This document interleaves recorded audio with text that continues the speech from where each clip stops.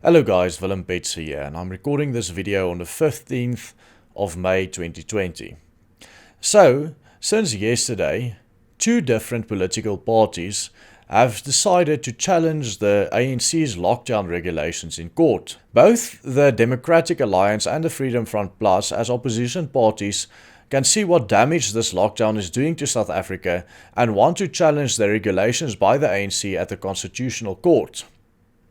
In this video, I'll be discussing exactly what both parties plan on doing and also what the effect of this lockdown is on the South African economy, and also what we can see from the international community and how different countries handled the coronavirus situation and the effect that it had on these countries. The DA's John Steenhuisen made a lot of noise when he announced that the DA will be taking on the ANC or the government in court over the coronavirus regulations. The DA have three specific demands that they want to change in this lockdown situation. They said that the nighttime curfew being policed and enforced by the military needs to be scrapped. The ban on e-commerce also needs to be scrapped. And also the limitations on exercise and movement needs to be scrapped.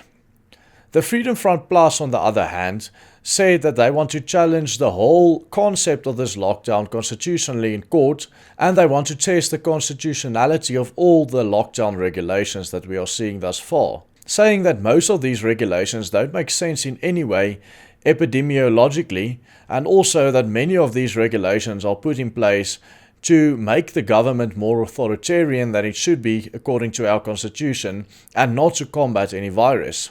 Here's what the Freedom Front Plus had to say about this. The Freedom Front Plus therefore will approach the court on an urgent basis to declare the further lockdown regulations as unconstitutional. We want to know what the reasons are, what the information is the government is based its further extension of the lockdown regulations. We say these regulations are draconian and therefore we will go to court. We also say that the government is misusing the National Disaster Act to avoid accountability towards Parliament. In practice, we are in a state of emergency. The Constitution then determines that the government must get approval from Parliament and all regulations must be approved by Parliament. We also say that the balance of the loss of life at this moment is unbalanced with the right to work, to ensure that you can have an income, and we say that that balance must also be considered on further extension of these regulations. If you watch my channel for quite some time now, more than a year, you would know that I don't really think that we are going to achieve anything on the political battleground in South Africa, as I believe that it is impossible to unseat the bigger parties like the ANC and also the black nationalist movements like the EFF. But still, these parties can fight in court, and even if they lose, we have some firepower to use at the international community to show them how draconian the ANC government is handling things in South Africa. I don't really like the DA's approach so much if you look at this deeper, because the three demands that they have set for the ANC government, namely that the nighttime curfew be scrapped, the e-commerce ban be scrapped, and the limitations on exercise and movement be scrapped, this doesn't seem like something that will do so much good to our economy and that will actually start stimulating our economy to grow anymore. I mean, most of the small businessmen and the people who actually are doing work to grow the GDP in South Africa can still do nothing if they have a company that needs to work outside. Also, setting these three very moderate demands gives them no leverage to negotiate. As businessmen would know, if you put in a much higher demand than you actually want, it is much better for your negotiation. When you go to the negotiation table, you have much more leverage to negotiate. I mean, what leverage does the Democratic Alliance actually have here to negotiate, and what can they actually take away from these three very moderate demands? On the other hand, the Freedom Front Plus taking on all of the lockdown regulations in the Constitutional Court is unlikely to work, as many of these regulations will be ruled by the court to be constitutional in a case of a pandemic. However, this gives them some leverage in order to help to try and stimulate the economy in South Africa. I don't think many people are aware of how bad this lockdown is for our economy and how badly South Africa's economy would fall afterwards. Those of you who know about world trends and economies would know that just before we started our lockdown here in South Africa was already declared a junk status economy by all three of the international rating agencies. Because of this, many people believe that this extremely harsh lockdown regulations that the ANC has imposed on South Africa is just so the ANC can mask their own failures in the South African economy and have a scapegoat, namely the coronavirus or the COVID virus, to blame for the failure of the economy in South Africa.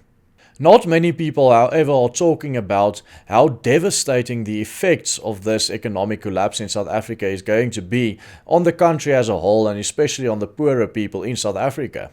We have no idea how many people are going to die and how bad the famine will be when it kicks in after this economic collapse in South Africa, which seems inevitable at this point. If you look at the economists and what they say, it's being said that if we do not loosen the regulations on this during this lockdown within the next 2 weeks, the effects on the economy will be devastating. Now let's look at two other countries who were hit by the coronavirus a lot earlier than South Africa, who took two radically different approaches while dealing with this. The United Kingdom, or Britain, took roughly the same measures that South Africa took in a lockdown to fight the coronavirus. Of course, their regulations were not nearly as harsh or as authoritarian as South Africa's was, but it was close to the same effect. On the other hand, Scandinavian countries like Sweden didn't have any lockdown and rather focused on some sort of herd immunity so that they can build the immunity of their people while not damaging the economy too much. Of course, quarantining the most vulnerable people like the elderly to make sure that they do not get sick at this time. Both of these countries peaked in the exact same time frame and started their downward slope in new cases at the exact same time. The difference, however, is very small in deaths. In the United Kingdom, only 0.04% of the population died, while in Sweden only 0.03% of the population died. The difference, however, in the economy was massive. Britain's economy has taken a massive blow with this whole lockdown, as South Africa's economy will also take inevitably, even much better. On the other hand, Sweden's economy took minimal damage. The only damage they actually took was the damage that was because of imports into the country that didn't happen as usual. The unemployment rate in Britain is set to double. In South Africa, we already have an unemployment rate, broadly speaking, of nearly 40%. So if we get the figures of what the unemployment rate will be after the lockdown, I think many people will get really, really scared. South Africa's unemployment rate, broadly speaking, could go to 50% or even 60% after this lockdown. Many companies have already closed their doors or have spoken about laying off a lot of people or closing their doors altogether. In Sweden, the unemployment rate stayed quite steady during this coronavirus crisis. South Africa is not on the peak of the coronavirus cases at all at the moment, but many people are speculating that the government is only putting off the inevitable and that most people in South Africa will inevitably get the virus. So while we know that it will be impossible for South Africa to continue with this lockdown for much longer and provide food to all of its people, we also know that to lift the lockdown might have some negative consequences on the coronavirus cases. But is it worth what is going to happen to the South African economy and all the deaths that are going to be caused by the poverty that was caused by the economic collapse? I don't think so. That is why I'm happy that these two parties are actually going to fight this case in court, and why I'm happy that there might be a lift on many of the restrictions, which could stimulate the economy again, make the people freer again, and maybe prevent South Africa from going into a total famine. Thank you guys very much for watching. If you enjoy my content, please be sure to subscribe, and if you haven't yet, click on the bell icon. And goodbye, and God bless all of you.